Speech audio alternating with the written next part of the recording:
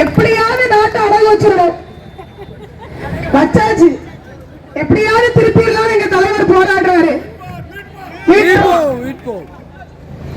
எனது அண்ணன் வருங்கால முதல்வர், வருங்கால நிரந்தர முதல்வர், வருங்கால நிரந்தர முதல்வர் எனது அண்ணன் தளபதி விஜய் அவர்களும், போர்ப்படை தளபதி எனது அப்பா முஷியன் ஆனந்த் அவர்களும், எங்கள் மாவட்ட செயலாளர்களும், எனது தம்பி தங்கைகள், எனது அக்கா, எனது அண்ணன் எல்லாரும் மக்களுக்காக களத்துல நிற்போம்.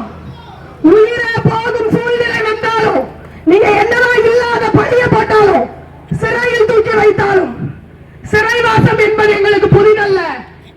28 வருடமாக மக்கள் போல சிறைவாசம் கண்டவர்கள் நாங்கள். இன்று கழகமா மாறி இருக்கிறத விட்டவா போறீங்க? மக்களுக்கு யாராவது நல்லது செய்யணும் வந்தா யாராவது விடுவாங்களா? விட மாட்டாங்க.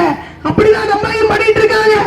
SIR முறையில் உள்ள குளறுபடிகளை எதிர்த்து நிற்க நாம் ஒவ்வொருவரும் கடமைப்பட்டு இருக்கோம். நம்மளால முடிஞ்ச அளவுக்கு நம்ம கூட உள்ளவங்க, நம்ம கிட்ட உள்ளவங்க எல்லாரும் இந்த SIR முறையில் உள்ள குளறுபடிகளை அவங்க கொண்டு போய் சேருங்க. கிராமங்கள்ல உள்ளவங்களுக்கு SIR என்னதுன்னே தெரியாது. அவங்க எல்லாருமே அவங்களோட வாக்குகளை இழக்க வேண்டிய சூழ்நிலை வரும்.